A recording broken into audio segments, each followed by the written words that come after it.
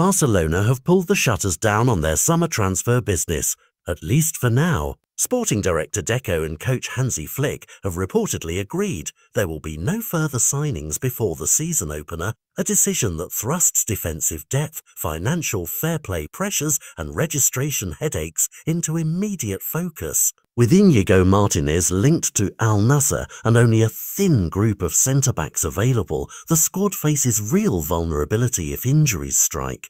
This goes beyond deadline drama. It could determine Barca's title chances and force winter market rescue missions. How the club navigates these risks will ultimately define their season. Inside the club, that blunt-sounding decision feels like trio. Sources close to the sporting operation say Deco and Flick weighed the marginal gain of one more late arrival against the concrete cost of squeezing another salary into a roster already constrained by La Liga's registration rules and the club's fair play calculations. The conclusion was pragmatic. Avoid adding a name that might arrive but remain unregistered, or one that would deepen wage pressure and create further complications on the paperwork side. In other words, the choice is less about ambition and more about avoiding a rushed move that could become a dead weight rather than a genuine reinforcement. Sporting reality collided with sporting need when Inigo Martinez's exit became widely reported. His move to Al Nassr removes a veteran presence and made the debate unavoidable. Multiple outlets have covered Martinez's departure and noted how it changes the veteran profile available to Flick, yet club briefings emphasise the available core: Pau Cubarsí, Ronald Araujo, Andreas Christensen and Eric Garcia, and the coaching staff's belief in versatile solutions like Jules Koundé sliding inside when required and Gerard Martin stepping up from within the ranks. Those names are the practical reasons the board felt comfortable pausing further recruitment. The spine exists, even if it is slimmer than some fans would like.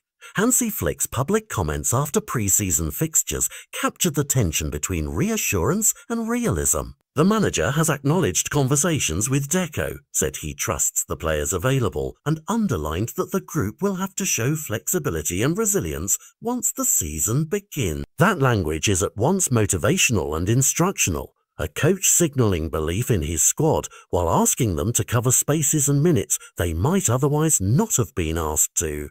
Statements of confidence are useful, but they will be measured in competitive matches. The coming weeks will show whether training room faith translates into consistent performances on the pitch. The less visible, administrative side of the story is where the pressure is most acute. Barcelona's priority for now is to get paperwork straight, finalise medical files, tidy up salary entries, and secure the registrations that allow new signings to be available for selection. Until La Liga signs off, a recent acquisition is effectively a spectator the season, and that constraint forces sporting directors to treat the ledger as a playing position in its own right. The club's decision to stop shopping is therefore as much about getting usable assets onto the field as it is about conserving money. The arithmetic of registration is dictating tactical choices.